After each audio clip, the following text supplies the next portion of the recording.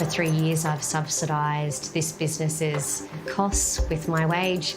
I've paid my staff when I haven't been able to pay myself, all the while working massive hours. Dr. Sarah McClay is a 36-year-old mother of 2 young children and the only doctor left in the remote Queensland town of Clermont. One woman with 2,500 patients. We opened in September 2019. From halfway through my first day of practice, I was booked out for months in advance.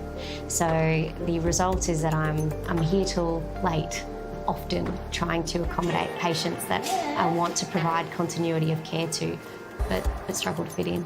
Are you okay if I have a listen to your heart today? Yeah? Okay, let's have a listen. Ready? Many of Dr. Sarah's patients are well aware that she's at breaking point. They sympathise with her and freely admit how dependent they are on her health. Explain why you feel lucky to have Sarah. Well, I reckon she saves my life. She came to my house 3 times a day when I was really ill. How would you feel if she had to leave or pack up? I would literally die. What's that like for you? That must be a lot of extra pressure.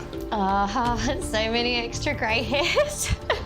Most days I don't get lunch. Most days I'm lucky if I get a bathroom break once. Do you think about giving up? Often. So what stops you from giving it up? My love for this community, I think. I've actually had a patient once booked an appointment, waited for his appointment, sat an hour in the waiting room to come in and sit in front of me and say, I'm here to check on you. This isn't just a rural problem. A recent report predicts there will be a shortfall of more than 11,000 GPs by 2032. Urban areas such as Frankston in Melbourne are already feeling the pressure. The situation here is, it's diabolical. We've only got one doctor on and we're trying to get several patients seen. Do I feel like there's enough time? No. Yeah, you always feel rushed because they're just trying to pump everyone through as quick as they can. With only one GP, this clinic is seeing 60 to 70 patients a day. I have considered closing the doors on the practice. I am having to pay out of my own pocket to keep the place running. There is not enough money coming in to make it profitable at the moment. As a business model, the current picture with bulk billing it's just not viable. It's crazy.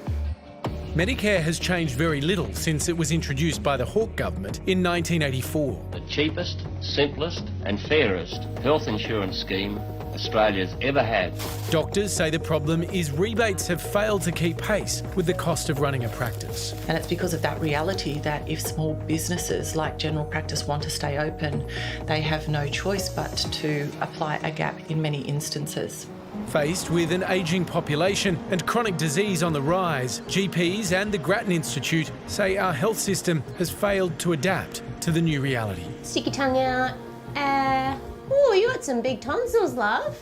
Ideally, I would be seeing a patient every 10 minutes, 15 minutes.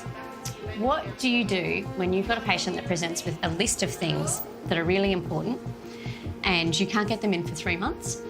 And you have to pick on that list. What's the most important to fit in that 10 minutes? You can't.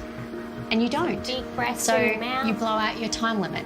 And as that time creeps on, Medicare pays smaller and smaller subsidy. So the patient is more and more out of pocket. And so what are your options if there isn't a GP here? It's a travel to, say, one of our closer towns, which is either Moranbah or Emerald, and that's a good hour and a half travel. Each way? Each way. Yeah, each way, yes. Hoping to solve the crisis, the locals have formed an organisation called Clermont for Doctors to try and recruit GPs. Clermont has a population of a bit over 3,000 and we have a lot of grey nomads that come and live here for around 4 months of the year, which creates a service need in its own. I'm speaking to 2 doctors at the moment who have been and looked and experienced our community. GPs are the front line of the health system, yet receive almost 7 times less government funding than hospitals. And there are concerns there won't be enough GPs in the future. We've gone from 70% of doctors graduating and becoming general practitioners to 17%. So why aren't they choosing general practice? They perceive that you can't earn a living, that the work is too hard, that you're not appreciated. For all the downsides, Sarah says she couldn't imagine herself doing anything else. I'm so proud of who I am as a GP. I love being a GP. I love what I do. I love the relationships that I build.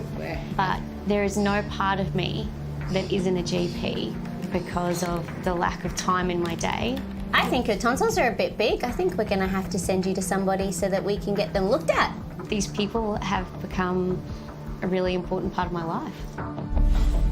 The idea that people wouldn't want to become GPs when they're such an important part of the healthcare system, that sort of first line of defence where you're going to someone ideally at a very early stage of something to prevent it from getting worse further down the road, and the idea that less and less people are wanting to become that because of these issues. I think sometimes we can put the blame on the doctors and think, well, they just want to get people in and out in 15 minutes. No, they don't. They have to do that. And the idea, I'm a healthy person, the idea that I could go and see a doctor and get everything talked about in 10 minutes, it's crazy that they're trying to see patients that quickly. It's so unrealistic. Well, if you would like more information about Clermont for Doctors, head to our website. They do some incredible work and they are really trying to get some more doctors to Clermont. So if you are one, you are interested, make sure you look them up.